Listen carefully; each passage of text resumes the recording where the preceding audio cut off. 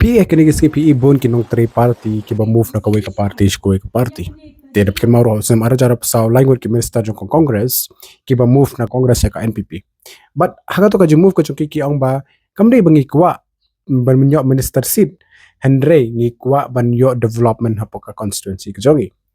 Belada ka development ka poitang ya ki party ki benar hapo ka ruling party kane ka pen ikan ya ka system ko jongi kalang kumno.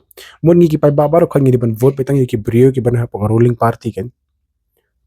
Mun ngi vote ka opposition mun ki opposition ma MLA kim la kim man rai ka development hapo ka constituency ka jongi ni kumno ne.